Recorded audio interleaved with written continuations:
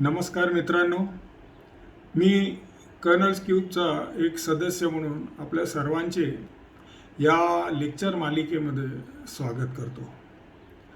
आजच्या पॅन्डेमिक अवस्थेमध्ये किंवा इतर वेळेला सुद्धा आज सीनियर सिटीजनला किंवा गरजू माणसाला कुठलाही मदतीचा हात लवकर मिळू शकत नाही. मग अशा बाबतीमध्ये आपण स्वतःच का नाही केअर टेकर बनायचं, स्वतःच का नाही केअर गिव्हर बनायचा, हा एक मोठा प्रश्न आहे. बऱ्याच ज्येष्ठ नागरिक संघटनेने आम्हाला हा पॉईंट सांगितला की तुम्ही आम्हाला शिकवा ताकी आम्ही आमच्या घरच्या लोकांना, आमच्या घरच्या मंडळींना जर जबाबदारी घेण्याची पाळी आली तर त्यांना आम्ही शिकवू शकू. आणि ह्या शिक्षणामुळे इतर बाहेरून येणाऱ्या केअर गिव्हरवर डिपेंडंट राहणं फार कमी होईल. आपल्याला माहीत आहे की बाहेरनं आलेला केअर गिव्हर त्याच्या अनेक गोष्टींकडे आपल्याला लक्ष द्यावं लागतं. शिवाय त्याला प्रत्येक गोष्ट समजून सांगावी लागते. आणि सगळ्यात महत्त्वाची म्हणजे सिक्युरिटी पॉईंट ऑफ तो घरी आला, त्रयस्थ मनुष्य घरी आला, त्रयस्थ मनुष्य किंवा स्त्री घरी आली आणि त्या मुलानी किंवा त्या स्त्रीनी जर घरामध्ये काही गडबड केली तर आपण कोणाला जबाबदार धरणार. आमच्या कर्नल्स क्यूबच्या शिक्षणामध्ये आम्ही एक महत्त्वाचा पॉईंट सगळ्यांना समजून सांगत असतो, तो हा की शक्यतो लोकांना वृद्धाश्रमात किंवा इतर कुठल्याही जागी हलवू नका. त्याचं कारण असं आहे की त्याला गेली कित्येक वर्ष ज्या घरामध्ये, ज्या भाड्याच्या म्हणा स्वतःच्या म्हणा घरामध्ये राहून त्या घराची सवय झालेली असते आणि त्यामुळे त्यांच्या अडचणींमध्ये कुठल्याही प्रकारची भर पडत नाही. तेव्हा या मालिकेमध्ये ज्याला आम्ही नाव दिलेलं आहे साध संगत. साध म्हणजे कोणीतरी आवाज देणार की अहो मला मदत करा आणि त्याच्या संगतीला म्हणून कोणीतरी पुढे सरसावणार. मग ती बायको असो, नवरा असो, सासू असो, सून असो, मुलगा असो, मुलगी असो, कोणीही असो. परंतु या सगळ्या गोष्टी करत असताना आपल्याला काही महत्त्वाच्या गोष्टी लक्षात घ्यायला पाहिजे आणि तोच या लेक्चर सिरीजचा मतितार्थ आहे. आणि त्यातला आज आपण सगळ्यात पहिला धडा म्हणा, प्रकरण म्हणा, उपदेश म्हणा, समकालीन विचारसरणीतल्या लोकांचा विचार म्हणा, हा मांडण्याचा आज हा पहिला प्रयत्न. आज 1 मे आहे, महाराष्ट्र दिन, अतिशय सुंदर दिवस आणि त्याचबरोबरीने तो कामगार दिवस पण आहे. तेव्हा ह्या केअर गिव्हर्सला कामगार म्हणायचं किंवा कामगाराचा दर्जा आजपर्यंत गव्हर्नमेंट ऑफ इंडिया म्हणा किंवा महाराष्ट्र सरकारने सुद्धा दिलेला नाही. आणि दुसरी महत्त्वाची गोष्ट म्हणजे या केअर गिव्हर्सला, हा इंटरनॅशनल शब्द आहे, त्यात कुठेही फेरफार न होता त्याला केअर टेकर म्हणू नका, आया म्हणू नका, मावशी म्हणू नका, कारण हा care giver is a international term. जेरंटॉलॉजीमध्ये याला केअर गिव्हरच म्हटलं जातं. आणि आय थिंक या गोष्टीला आपल्या सरकारने, महाराष्ट्र सरकारने कमीत कमी कामगाराचा दर्जा दिल्यानंतर त्यांना पण बोनस, त्यांना पण हक्काच्या सुट्ट्या, या सगळ्या गोष्टी लागू पडतील. येस, त्याच्याच बरोबरीने दुसऱ्याही गोष्टी येतील की ते लोक संपावर पण जाऊ शकतील. कारण आज हे लोक संघटित नसल्यामुळे यांनी किती तास काम करायचं, किती तास काम नाही करायचं, सुट्टी मिळेल की नाही, पैसे किती आकारायचे, याचा कोणाला काहीही हिशोब नाही किंवा काहीही घेणं देणं नाही. राईट. ह्या सगळ्या गोष्टी मध्यनजर ठेवून आज आपण पहिला अध्याय सुरू करतोय असं म्हटलं तरी चालेल. आणि त्यामध्ये आहे की स्वतःची काळजी घेणे.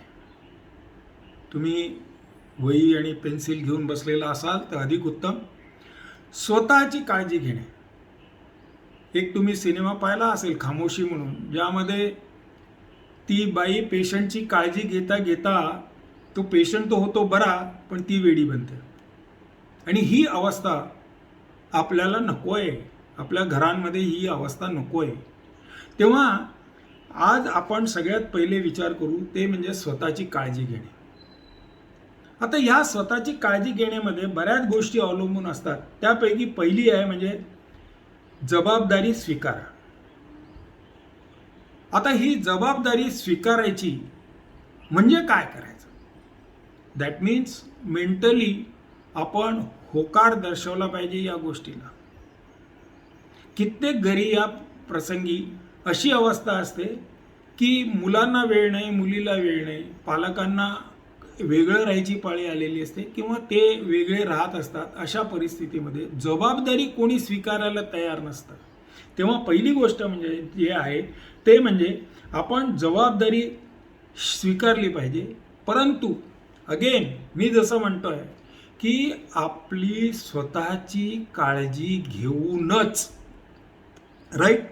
यातला दुसरा मुद्दा फार महत्त्वाचा आहे, वाजवी अपेक्षा.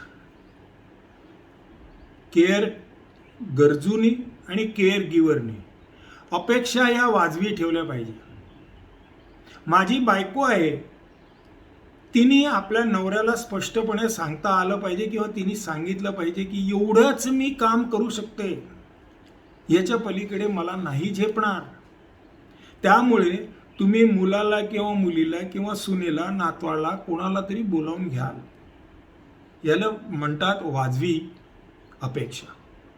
सिमिलरली ज्याला काळजी पाहिजे आहे, घ्यायची आहे, गरजू आहे, त्यांनी पण आपल्या अपेक्षा मर्यादित ठेवल्या पाहिजेत.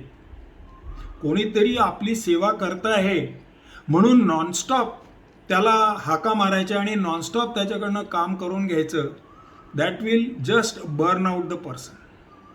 माझ्याकडे असं उदाहरण आहे की त्या पेशंटला आंघोळ घालण्याकरता वगैरे बाई घरी ठेवली होती केअर गिव्हर म्हणून, आणि शेवटी अशी अवस्था झाली होती की साधी लोटी देखील त्या हाताने उचलत नव्हत्या. टोटल परावलंबी जीवन. आणि हे टोटल परावलंबी जीवन होण्यामागे आपण ॲज ए केअर गिव्हर रिस्पॉन्सिबल आहोत. तेव्हा शक्यतो पेशंटला, गरजूला इंडिपेंडंट राहील या दृष्टिकोनातून प्रयत्न करा. वाजवी अपेक्षा. आता आपण आपली कॅपॅसिटी बघितली पाहिजे. आपण काय करू शकतो आणि काय नाही करू शकत. जर आपल्याला काही गोष्टी से व्हीलचेअर ढकलत न्यायची आहे, हे दिवसातून एकदा दोनदा शक्य असेल तर ती आपली कॅपॅसिटी झाली. परंतु रोज 8-8, 10-10 वेळा ती जर व्हीलचेअर पेशंटला बसवून बाहेर फिरायला घेऊन जायची असेल किंवा गावात बाजारात जायचं असेल तर that may not be practical. त्यामुळे तुम्ही घरच्या इतर मंडळीला 99% आपलं एकत्र कुटुंब पद्धती जर असेल तर मुलगा, मुलगी, सून, नातवंड हे कोणी ना कोणीतरी असतंच. त्यांची मदत घ्या. Ask them to help you before you burn out. Right. आता हे करत असताना थोडक्यात एक गोष्ट लक्षात ठेवायची की नाही म्हणायला शिका. योग्य वेळी नाही जर म्हटलं आपण तर आपण बऱ्याचशा येणाऱ्या संभाव्य प्रॉब्लेम्समधनं मोकळे होऊ शकू. याचा अर्थ हा नाही आहे की त्यामध्ये भावना इन्व्हॉल्व करायच्या आणि प्रत्येक गोष्टीला हो म्हणत जायचं. राईट. दुसरा आपल्याला लक्षात घ्यायला पाहिजे म्हणजे भावना हा शब्द मी आत्ताच वापरला, त्याच्यावरनं भावना समजून घ्या. गरजूच्या भावना काय आहेत, आपण त्याला कुठे कुठे कमी पडतो आहे का, आपल्या भावना काय आहेत, तो गरजू शोधू शकतो का, ओळखू शकतो का. आता आपल्या गरजा काय आहेत या भावना या व्यक्त करण्याला काही लिमिटेशन पण असायला पाहिजे. मला चिडचिड होते काही वेळेला ॲज ए केअर गिव्हर, हे गरजूला पण कळायला पाहिजे. आणि गरजूला जबरदस्तीने आत्ता आंघोळीला चला, आता तुम्ही हातपाय धुवून घ्या, आत्ताच तुम्ही जेवा, आत्ताच तुम्ही कपडे बदला, आता तुमची झोपायची वेळ झाली, अशा गोष्टींनी देखील त्याला चिडचिड होऊ शकते. So take care of that. हे सगळं करत असताना तुमच्या असं लक्षात येईल की तुम्हाला केअर गिव्हर म्हणून काम करत असताना एक उद्दिष्ट ठरवायला पाहिजे. ते उद्दिष्ट ठरवायचं म्हणजे काय, की आपल्या भल्याकरता, ॲज अ केअर गिव्हर, आपल्या भल्याकरता आपल्या रुटीनमध्ये आपल्या स्वतःच्या उन्नतीकरता किंवा स्वतःच्या प्रकृतीकरता काय काय आवश्यक आहे ते करता आलं पाहिजे. उदाहरणार्थ, सकाळ संध्याकाळ जर तुम्हाला फिरायचा नाद आहे, अर्धा तास का होईना, तर या केअर गिव्हरच्या ड्युटीमधनं, या केअर गिव्हरच्या कामामधनं तुम्हाला सकाळी किंवा आणि संध्याकाळी अर्धा तास कोणीतरी रिलीव्ह केलं पाहिजे, ताकी तुम्ही स्वतःच्या प्रकृतीची स्वतःच्या स्वास्थ्याकरता व्यवस्थितपणे व्यायाम करू शकाल. दुसरी गोष्ट, तुम्हाला जर दुपारी थोडीशी विश्रांती हवी असते, दुपारी जर पेशंट किंवा गरजू पण झोपत असेल किंवा विश्रांती घेत असेल तर nothing like it, you can also take rest. पण दुपारी पेशंट जर किंवा गरजू व्यक्ती दुपारी झोपत नसेल किंवा वामकुक्षी करत नसेल, तर घरातल्या कुठल्या तरी मंडळीने त्या वेळेला तुमचा हात धरला पाहिजे, तुमची मदत केली पाहिजे, की ओके नो प्रॉब्लेम, तू आता जाऊन अर्धा तास पड, मी बघतो. That is also a most important thing. मी हे करू शकतो, आपण आराखडा तयार करतो, मी हे करू शकतो म्हणजे काय, आय कॅन डू इट. कुठल्याही प्रकारे त्यामध्ये तुम्ही या गोष्टी नमूद करू नका की हे करण्याचा मी प्रयत्न करीन. No, not at all. कारण तुमची कपॅसिटी काय आहे त्या कपॅसिटीप्रमाणे तुम्ही फक्त ठरवा की मी हे करू शकेन, याच्या पलीकडे मला जमणार नाही. त्याच्यामुळे तुमच्या उद्दिष्टामध्ये कुठेही हे मी प्रयत्न करू शकतो हा असा वाक्यप्रचार किंवा असं कामाचं वर्णन येता कामा नये. राईट. तो मुद्देसूद आराखडा तयार करा सकाळी उठल्यानंतर. म्हणजे थोडक्यात गरजूची जशी तुम्ही दैनंदिन रोजनिशी बनवाल किंवा त्याचा डेली रुटीन बनवाल, तशीच तुमची पण एक रुटीन दैनंदिनी बनली पाहिजे, दिनदर्शिका बनली पाहिजे की तुम्ही केव्हा काम करणार आहात, केव्हा काम नाही करणार आहात, केव्हा तुम्हाला कोणीतरी मदत करणार आहे, केव्हा तुम्हाला मदत करणार नाही, या सगळ्या गोष्टी त्यात नमूद होतील. काय समस्या आहेत, गरजूच्या मेन काय समस्या आहेत ह्या नीट समजून घ्या आणि त्याचप्रमाणे आजूबाजूच्या सगळ्या लोकांना, बहीण भाऊ नातवंड सून मुलगा मुलगी, डॉक्टर्स, हायर केलेलं असेल तर केअर गिव्हर किंवा हायर केलेली नर्स असेल ती, किंवा फिजिओथेरपिस्ट येत असेल घरी तर तिला सुद्धा या गोष्टीची कल्पना असायला पाहिजे एक्झॅक्टली की त्यांना काय आहे, काय समस्या आहे आणि त्याचं निदान काय चाललेलं आहे. पेशंटला डायबिटीस आहे, ती त्यांची एक समस्या आहे. त्या पेशंटला उगाचच काहीतरी व्यायाम करायला लावायचे किंवा उगाचच काहीतरी जेवण द्यायला लावायचं is not acceptable. And this should be known to everybody in the house. Not that की मी आज केअर गिव्हर म्हणून काम करतोय, मला या सगळ्या गोष्टी माहिती आहे, पण मी उद्या जर एक दिवसाकरता बाहेर गेलो तर असं नाही व्हायला पाहिजे की तुम्ही बासुंदी पुरीचं जेवण पेशंटला खाऊ घालणार आहात आणि त्याच्या परिणाम नंतर आठवडाभर भोगायला लागणार आहे. राईट. हा पण त्याच्यात विचार करा. तेव्हा एक आता जर तुमचा जो वही पेन्सिल आहे ते एक गोष्ट नोट करा. तुम्ही काळजीवाहक आहात आणि ते आपल्याला कार्य करायचं आहे. याकरता तुम्ही फॉलोइंग क्वेश्चन्स, त्याची उत्तरं हो का नाही आहेत हे पडताळून पहा. सगळ्यात महत्त्वाचं म्हणजे तुम्हाला कधीतरी असे वाटते का की सगळ्याच गोष्टी स्वतः करता आहात? अगेन मी सांगतोय तुम्हाला कधीतरी असं वाटतं का की तुम्ही सगळ्याच गोष्टी स्वतःच करता आहात?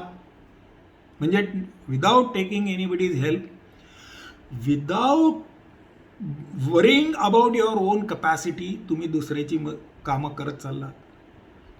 स्वतःच्या भावनांकडे तुम्ही दुर्लक्ष करता आहात का? तुम्ही इंडिव्हिज्युअल आहात, तुम्ही पण एक बोलते चालते मनुष्य प्राणी आहात, तुम्हालाही भावना आहेत. मग त्या भावनांकडे केअर गिव्हरचं काम करता करता तुम्ही त्याकडे दुर्लक्ष कानाडोळा करता आहात का? हा दुसरा प्रश्न.